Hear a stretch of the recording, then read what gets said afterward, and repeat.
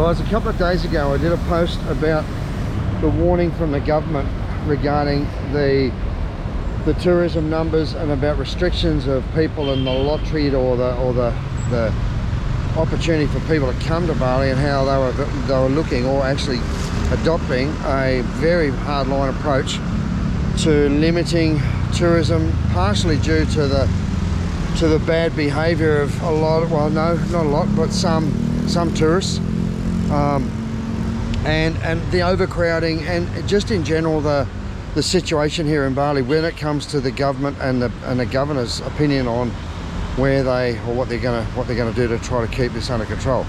So look, there's been some more information come through, and I'm going to try and keep this pretty brief.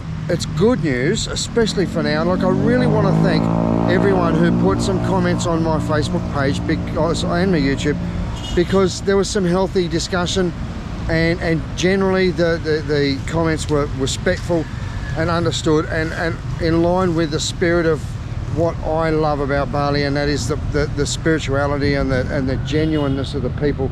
Yes, there's bad, yes, there's rubbish, yes, there's all these other things, like there is just about everywhere in the world.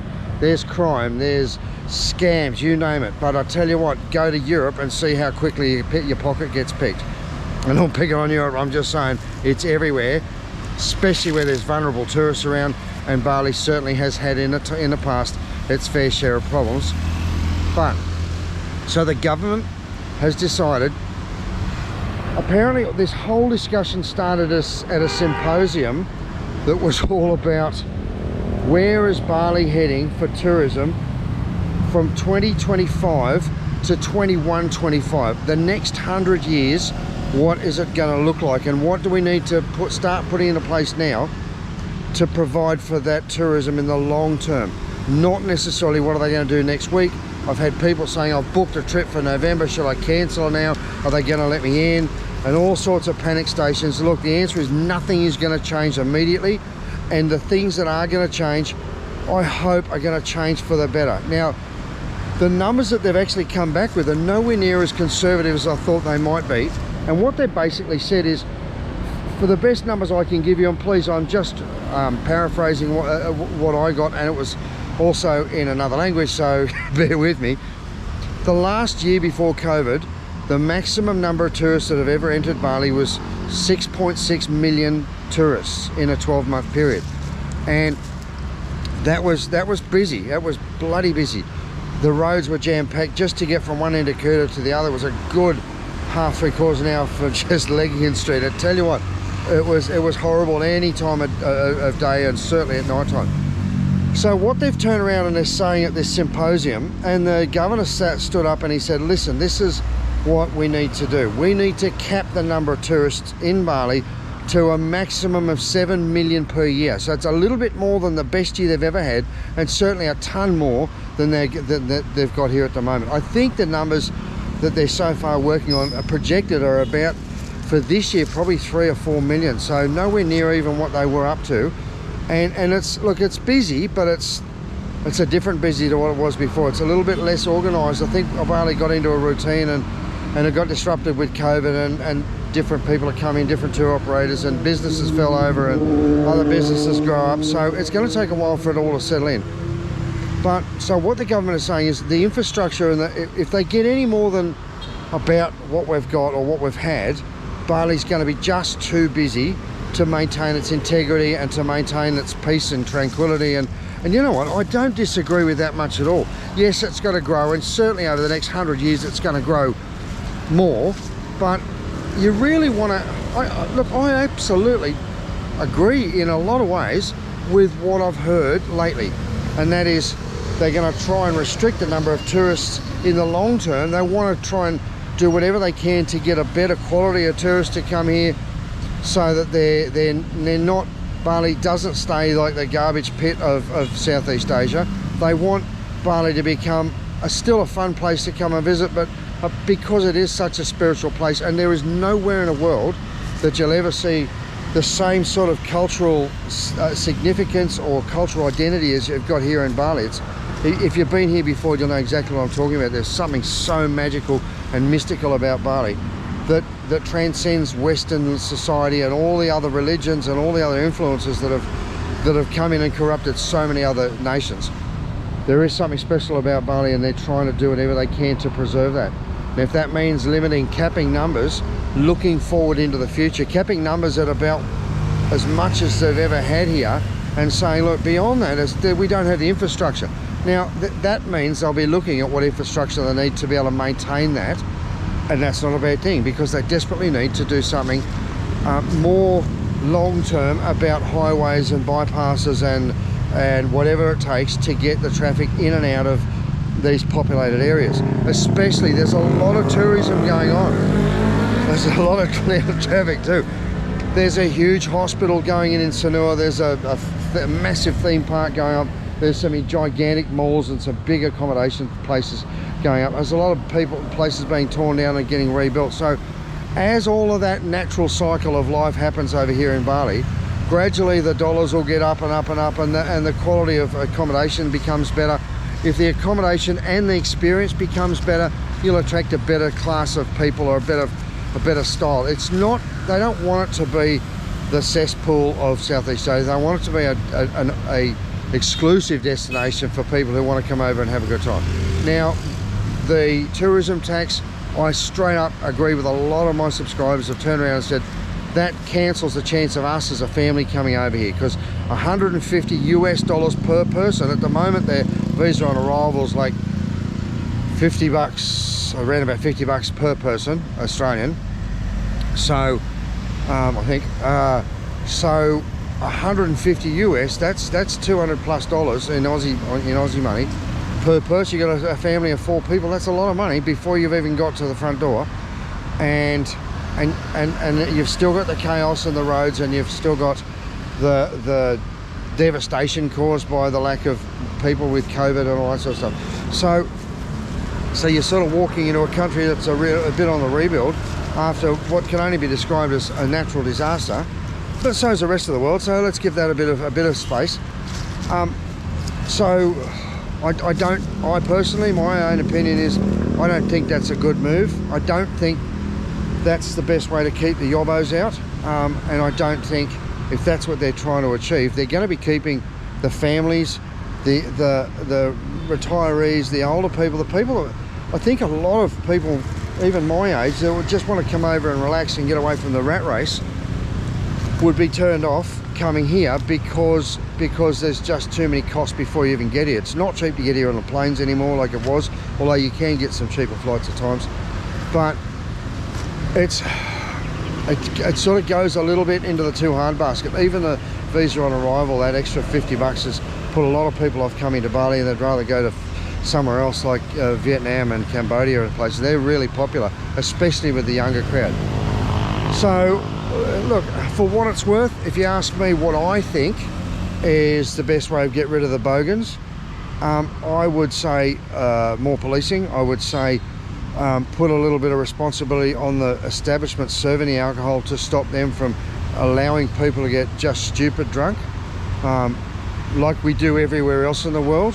Now, I don't want Bali to turn into we come here because it's one of the few places you can actually have a bit of fun and cut loose, but as it grows up and as Bali slowly becomes a little bit more mature on the world scale, they want to keep that higher class of people. And let's not work harder, let's work smarter, and I don't disagree with that. So let's try to attract and target the family groups. Let's try to target the people coming over here for that more spiritual, or that more mystical, or whatever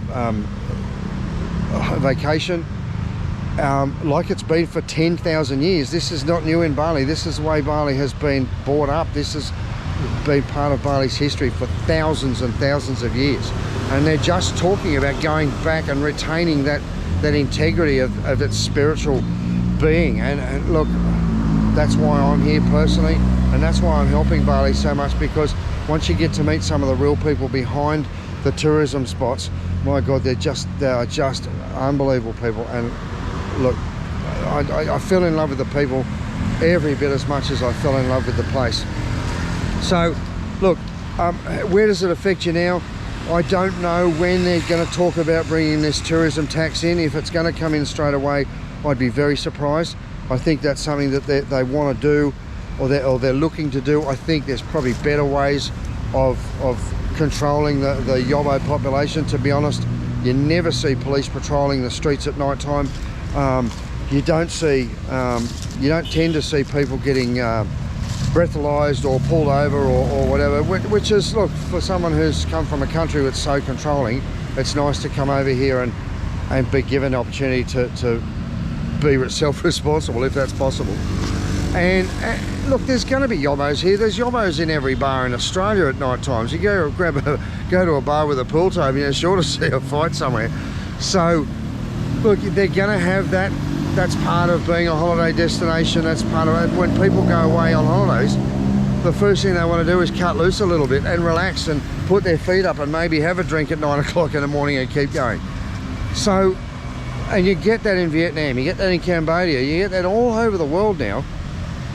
And if they want to be a holiday destination, they want the tourist dollars. That's a part of having that experience. And whether it's $150 extra to get here or whatever it is, they're not going to get rid of that until they actually deal with the infrastructure, deal with the social norms, the accepted normality of what people are doing over here, and start to advertise and promote Bali to the right people.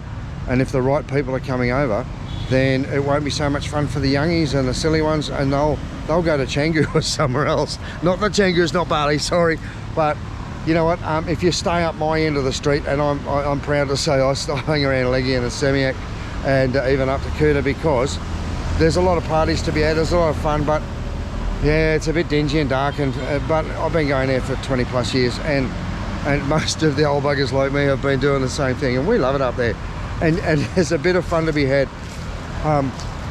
So look, again, please make comments if you've got something respectful to say. I'm so glad to say nothing's going to change tomorrow.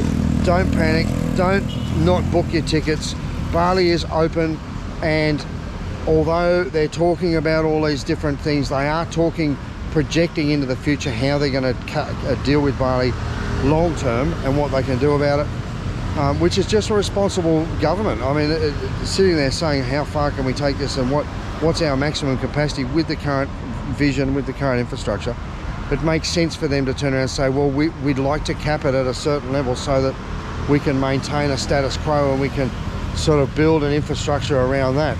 You can't build something for a projected infrastructure that's 20 million people a year, because they just haven't got the money to afford it. But they might be able to start working towards it. I think there's a lot of money to be spent to help the people of Bali out, and I think if there is a tourism tax that goes back into infrastructure and support for the people of Bali, then I'd be all for that in a lot of ways, because I'm spending a lot of time helping people that are underprivileged and certainly in dire straits. So yeah, it's a bit of a mixed bag, and I'm mixed feelings. I'm a lot happier about hearing some of the details than I was when it first came out. And I really want to thank everyone for your support, because it really is encouraging to see that most of the people that are following my vlogs have a very similar aspect on or outlook on what's happening over here and what they can do and what we can do to help them with it. So there's my little rant for the day, and be that as it may, Bali's beautiful. It's still pretty quiet compared to what it has been and what it should be. I think there's a lot of people being scared off from coming over here because of the visa on arrival fees, because of the high airfares, although there have been some nice specials lately, because of the helmet laws and the tourists and kicking people out. I think that's only for the troublemakers. If you're coming over here with the best intentions, you've got nothing to worry about. Simple rules: wear a helmet, toe the line, don't be an idiot, and show respect. And I think anyone that's following those basic rules is going to be fine. Understand that there are some cultural sensitivities, and the government is actually working on a little leaflet that they're probably going to give you at the airport or hand out that talks about the do's and don'ts, what to do and what not to do in Bali, with all this spiritual side that is so critically important to the people of Bali.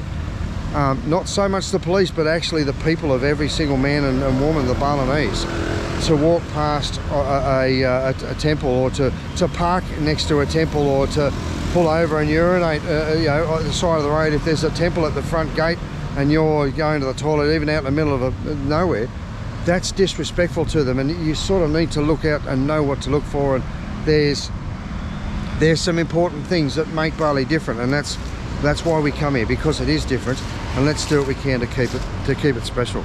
Guys, thanks for listening again.